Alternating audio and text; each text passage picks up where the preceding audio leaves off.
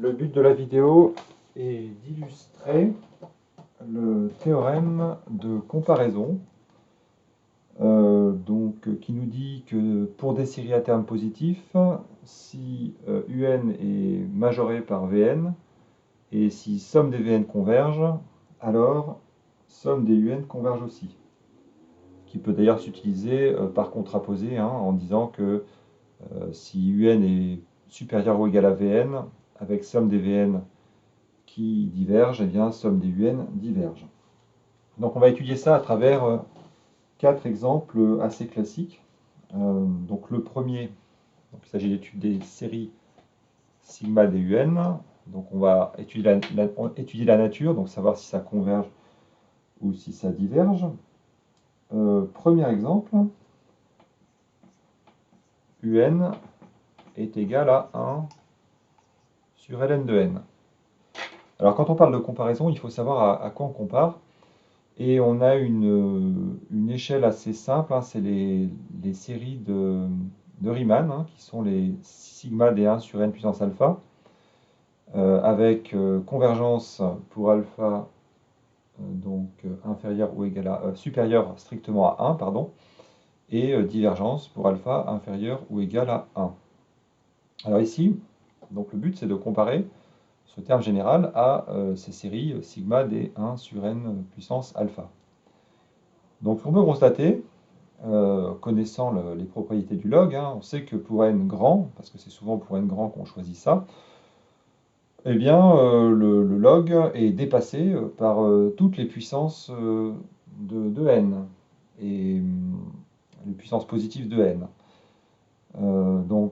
Si on fait 1 sur le log, eh bien, il va être plus grand que toutes les puissances positives de n, et en particulier 1 sur n. Et donc, on pourra écrire 1 sur ln de n supérieur ou égal à 1 sur n. Bon, là, c'est pas la peine de trop expliciter ça. On voit en faisant le graphe du log, que log de n est toujours plus petit que n pour n supérieur ou égal à 2. Donc cette inégalité-là, on l'a pour n supérieur ou égal à 2. Alors on peut utiliser maintenant notre théorème de comparaison, en remarquant que la somme des 1 sur n diverge, bien sûr, et par comparaison, eh bien, on a immédiatement somme des 1 sur ln de n diverge. Donc là, dans les exemples qui vont suivre, ce sera toujours la même philosophie. Il s'agira de savoir, par rapport à une échelle de comparaison, eh bien, où est-ce qu'on peut situer notre suite UN pour étudier la convergence de sa série. On va faire un exemple un peu plus compliqué. On va prendre UN est égal à n exponentielle de moins n. Alors, là, évidemment, c'est plus difficile d'avoir une idée quelconque sur le fait où on peut situer ça dans l'échelle. Par contre, ce qu'on peut savoir, ce qu'on peut regarder, observer, surtout si on connaît un peu les croissances comparées, c'est que ça tend très vite vers 0. Ça tend vers l'infini, mais ça tend beaucoup plus vite vers 0, donc on peut se douter que le terme va être extrêmement petit. Alors la question qui peut se poser, c'est évidemment à quoi, malgré tout, on va comparer ça. Bon, la réponse n'est pas compliquée, c'est à peu près n'importe quoi qui converge, puisque ça, évidemment, ça va tendre très rapidement vers 0. Donc quand on dit n'importe quoi qui converge, par exemple, je dis bien par exemple, on va pouvoir dire que pour n grand, ça va être plus petit que 1 sur n carré. Mais j'aurais très bien pu mettre 1 sur n cube, 1 sur n4, peu importe. L'idée, c'est que ça va tendre très très vite vers 0. Alors on précise bien par contre pour n grand. Voilà. Alors bien entendu, il ne faut pas se contenter simplement de l'écrire, parce que ça, c'est pas une preuve. Et la meilleure manière pour le prouver, c'est de remarquer que ça, en fait, c'est un petit o de celui-ci. Alors comment on le met en évidence? Bien simplement, on divise par le premier terme par le second pour les comparer, et on remarque que ça fait n cube exponentielle de moins n. Alors, ce qu'on peut voir là maintenant, c'est que là ici j'ai du n cube, et là j'ai du exponentiel de moins n. Bien entendu, les croissances comparées s'appliquent encore. Ça va tendre vers 0. D'accord? C'est l'exponentielle qui l'emporte largement sur la puissance de n. Conséquence de tout cela, on précise bien pour n grand, eh bien je vais avoir n exponentielle de moins n divisé par 1 sur n carré, qui va être plus petit que 1. Forcément, ça tend vers 0, donc il y a un moment où ça devient plus petit que 1 naturellement. Et donc, n exponentielle de moins n va être plus petit que 1 sur n carré. Alors, c'est un jeu d'enfant maintenant de conclure, puisque, alors, on rappelle qu'on est dans une série à termes positifs, hein, toujours le dire à chaque fois. Donc, pour conclure, c'est très facile, puisque là, vous avez le terme général 1 sur n carré, dont la série converge. Donc, somme des 1 sur n carré converge. Et donc, somme des n exponentielle de moins n converge également. Voilà pour ce deuxième exemple. Donc, le but, c'est toujours de savoir, évidemment, il y a une part intuitive, hein, où est-ce qu'on situerait ça dans l'échelle de comparaison de Riemann. On va faire un troisième exemple. Donc, petit c. Avec, donc un peu plus compliqué, donc un est égal à 1 sur racine de n, ln de n. Donc là, c'est pareil, un même principe, toujours sur une échelle de Riemann. Où est-ce qu'on peut se situer?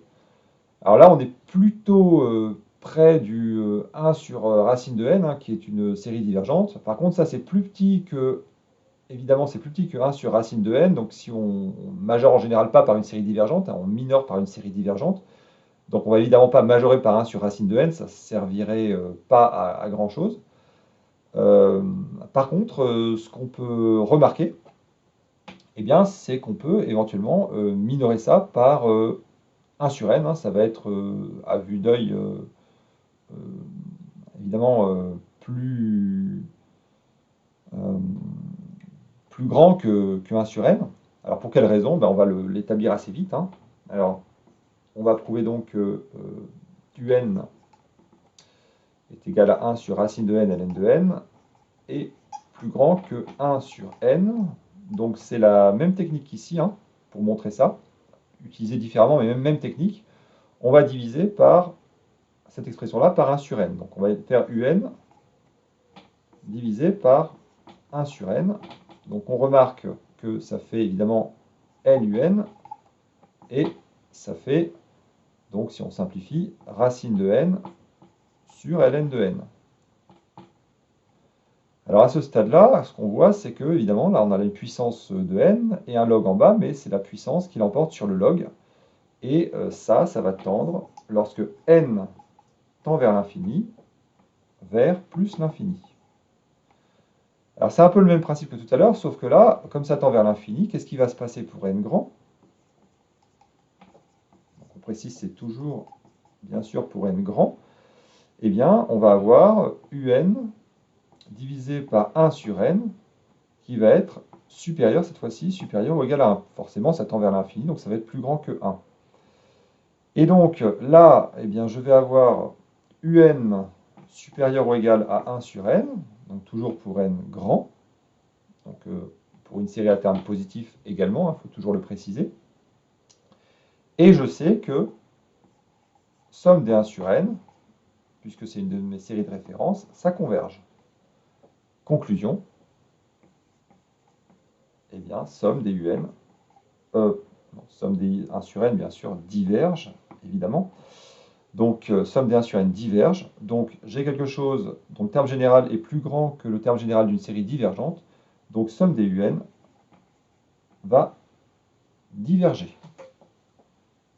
Dernier exemple, toujours dans le même esprit de comparaison, à savoir où on se situe par rapport à une échelle de Riemann.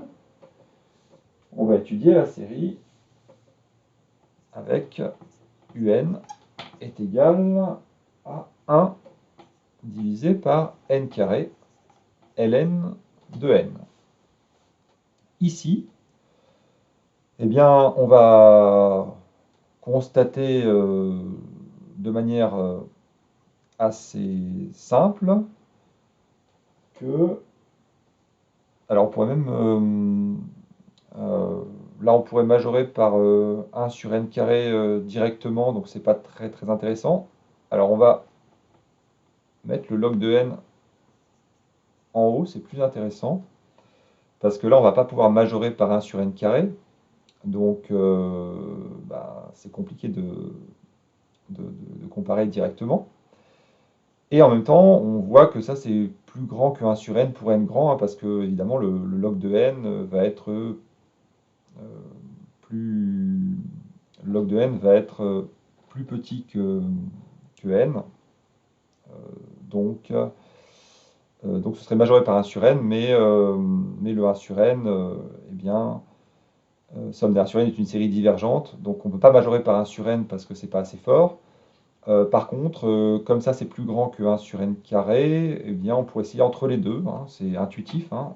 Au départ c'est forcément intuitif, et pourquoi pas voir si ça c'est plus petit que 1 sur n puissance 3 demi. Pour n grand, hein, 3 demi c'est entre 1 et 2, donc on pourrait essayer de majorer comme ceci. Alors on va le vérifier, on va calculer n puissance 3 demi, alors on divise, hein, pour préciser, un divisé par 1 sur n puissance 3 demi, donc ça c'est n puissance 3 demi un, et puis n puissance 3 demi un, ça fait n puissance 3 demi ln de n divisé par n carré. Lorsqu'on simplifie, ça fait ln de n divisé par n puissance 1 demi. Là, vous voyez que on a encore une croissance comparée, mais cette fois-ci dans le sens inverse de tout à l'heure, hein. Tout à l'heure, c'était racine de n sur log de n. Là, c'est log de n sur n puissance 1,5, hein, ce qui est l'inverse. On fait tendre n vers plus l'infini et on obtient 0. Donc, ce qui va se passer là encore pour n grand,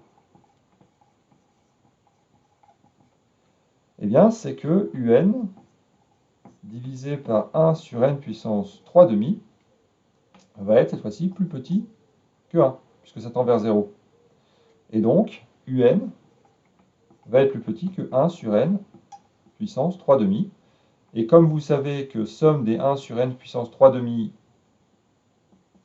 converge, eh bien en conclusion, somme des un converge, en précisant encore que c'était une série à terme positif. Voilà donc pour quelques illustrations de ces théorèmes de comparaison, hein. Donc toujours apprendre à les situer sur une échelle de Riemann, et après, une fois qu'on a à peu près situé, eh bien on valide ça par le calcul.